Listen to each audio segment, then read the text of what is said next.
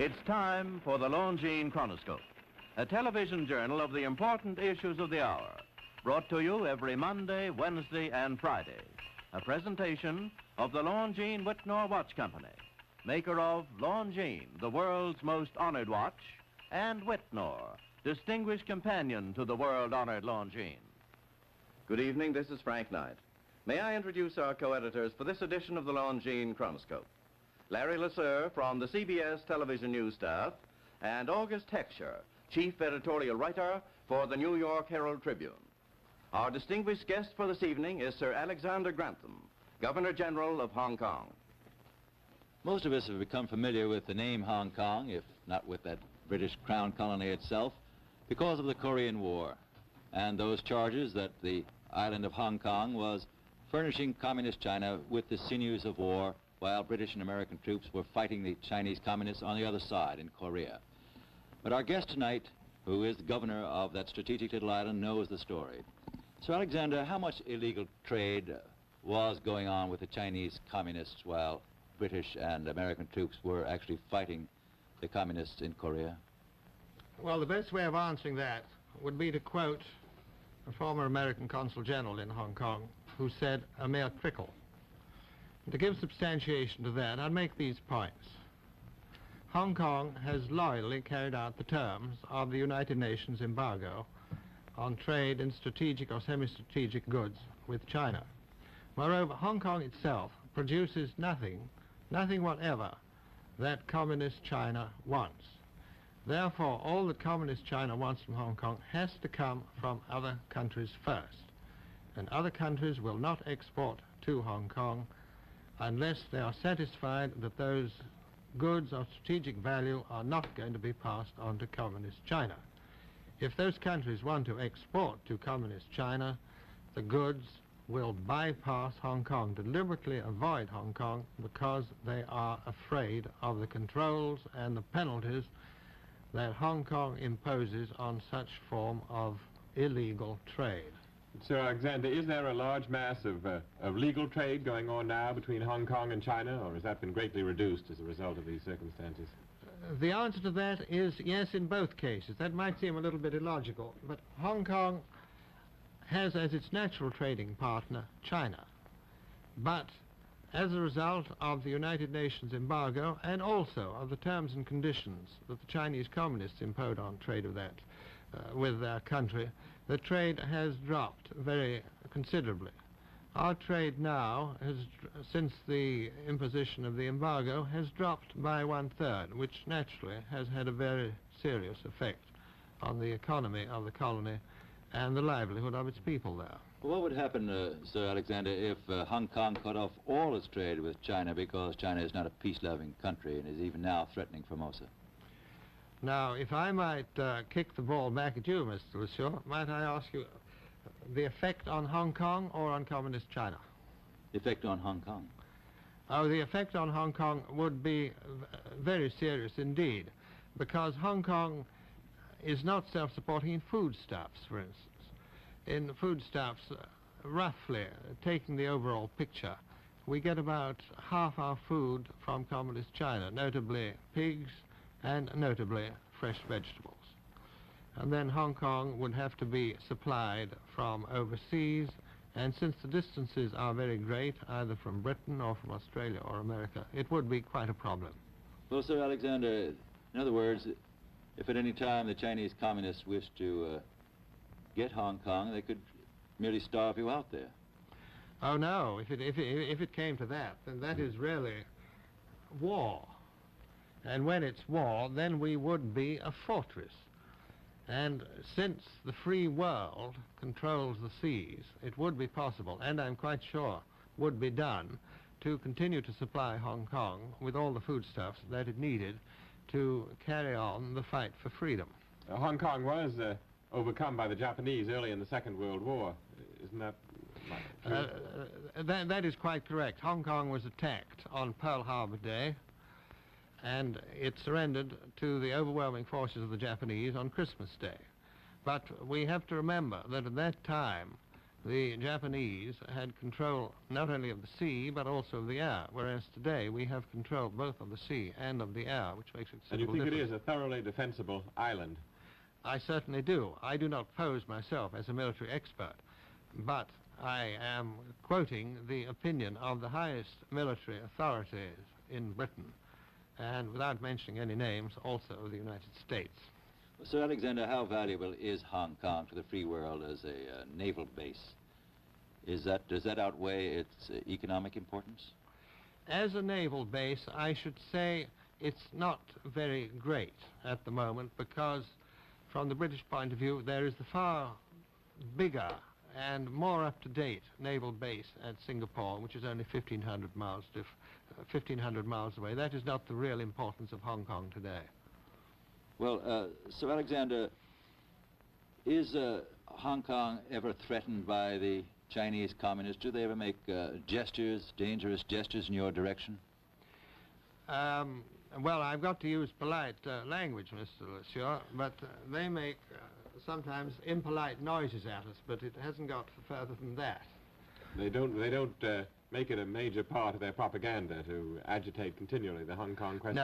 No, that has eased off considerably. They did in the early days. They were accusing Hong Kong of all sorts of crimes and iniquities, amongst those being a stooge of American imperialism. Well, Sir Alexander, what are your relations with the Chinese on the mainland? Are they hostile, or do you conduct business on a polite, correct basis, or is there actually a friendly feeling? The official relationship is nil. We have no official relationships whatever. I would describe the attitude of the Chinese communists towards Hong Kong as one of cold hostility, but mainly of a passive rather than of an active nature. Well, then, did you approve of the visit of the the former Labour Prime Minister of Britain to Beiping, Clement Attlee? Well, now you've handed me a real red-hot potato, Mr. Lesieur, but I'm very fond of potatoes, so I'll even take this hot one. I thought that visit was unfortunate. Shall we leave it at that? Well, Sir Alexander, if I could change the subject, what is life like now inside the island of Hong Kong? There are, I think, a great number of refugees who have come in from China. Are the economic conditions depressed? Is living there tolerable? I'll take that question by stages backwards. Living is certainly tolerable, and there is a remarkable degree of confidence. We are very overcrowded, and I'm sure you'll appreciate that when I tell you that on the liberation of the colony by the British Pacific Fleet in August 1945, the population was 500,000. Today it is 2.5 million, and our trade has dropped by 1/3. And the way the people of Hong Kong carry on under such difficult conditions, I think, is really most remarkable. Well, Sir Alexander, I take it that most of the people in Hong Kong are Chinese. I'd like to ask you, are they friendly to the communist regime or to the nationalist regime in Formosa? Originally, when I say originally, that means 1949, when the communists overran the whole of China. Then they were inclined to be friendly to the new regime, which was the communist regime. They didn't then see it in its true colors. But they are now disillusioned.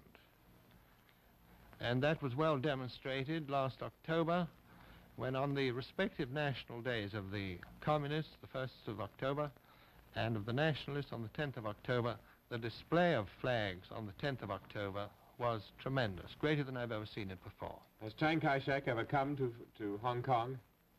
No, he has not come to Hong Kong at any time whatever. Well, Sir Alexander, I take it that nevertheless in this flood of refugees that you had originally, there must have been some Chinese communist agents, some sort of a fifth column. Now, is there any danger that Hong Kong might be entirely subverted by the Chinese communists, and you might wake up one morning and find yourself a prisoner there? I should say that the danger of that is about nil. Admittedly, some agents do slip in, but we know who the main communist leaders are in the colony. And at the requisite moment, we would, if we wanted to, pick them up. But we prefer to keep them above ground rather than have them underground. And the net result, and the net of Hong Kong is an asset to the free world, as well as to Great Britain itself. Very definitely, very definitely.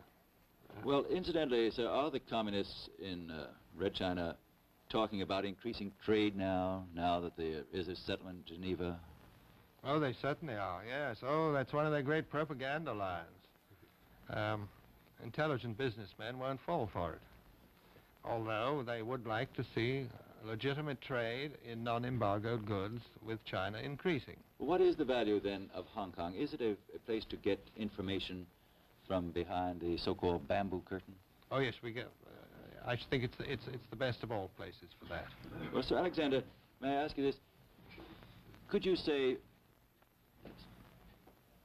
in Hong Kong that you can read the temperature of the world in regard to war and peace? In Asia, can you get some idea of how the Chinese feel about this? Well, my answer to that would be that I would say the chances of war are not very great. But whether that's wishful thinking or not, I really wouldn't like to say. You mean, in other words, the chances of the Chinese making further war against Hong Kong? Against Hong Kong, I should say at this juncture, no. Thank you very much. It's been most interesting to have you here tonight, Sir Alexander. Oh, it's been most enjoyable. The opinions expressed on the Longines Chronoscope were those of the speakers. The editorial board for this edition of the Longines Chronoscope was Larry Lasser and August Hexer. Our distinguished guest was Sir Alexander Grantham, Governor-General of Hong Kong. The old words accuracy and reliability take on a new and a true meaning when applied to a Longines watch. A Longines watch brings priceless peace of mind, for one knows where one stands with time all the time.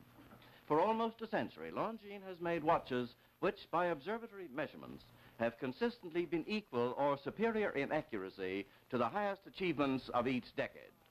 Further proof is found in this fact. Among the finest watches of the world, only Longines watches have been honored with 10 World's Fair grand prizes and 28 gold medals. Yet, though Longines is one of the finest of all watches, there are many beautiful models for both ladies and gentlemen for as little as $71.50. Whatever the type, whatever the style, Longines has made it for you. So when next you buy a watch, either for yourself or as an important gift, these are facts to remember. For truly, the satisfaction that comes from owning a Longines is above and beyond price. Longines, the world's most honored watch, the world's most honored gift. Premier product of the Longines Whitnall Watch Company since 1866. Maker of watches of the highest character.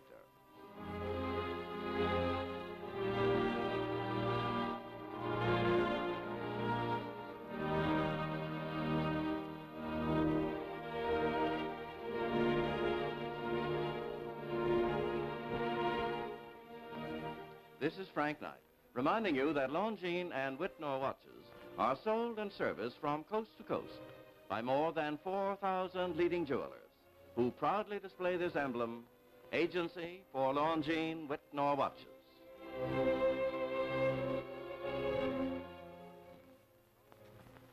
At Longines Whitnall Jewelers, see Atmos, the perpetual motion clock created by LeCoultre. Atmos runs without winding, without electricity, powered only by variations in the temperature of the atmosphere. Atmos, product of LeCoultre, division of Longines Whitnall.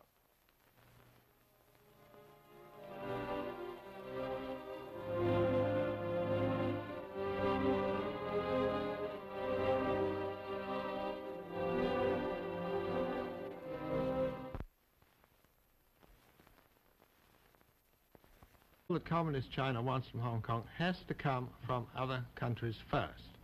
And other countries will not export to Hong Kong unless they are satisfied that those goods of strategic value are not going to be passed on to Communist China.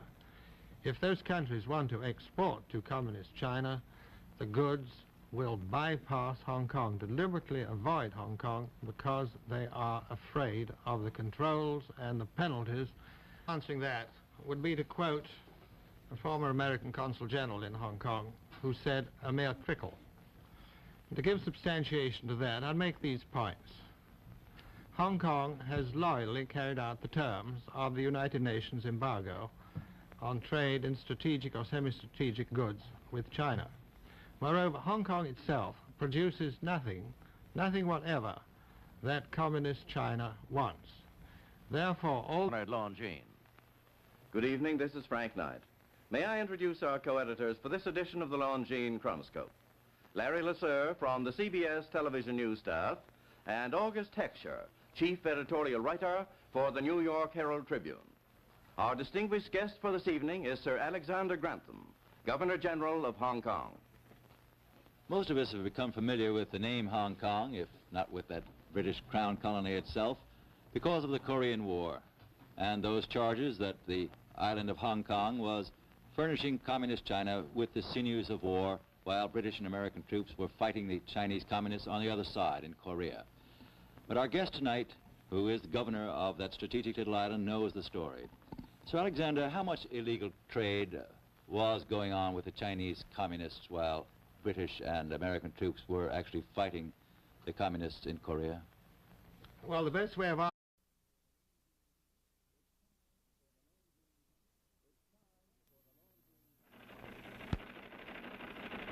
It's time for the Longines Chronoscope, a television journal of the important issues of the hour, brought to you every Monday, Wednesday, and Friday.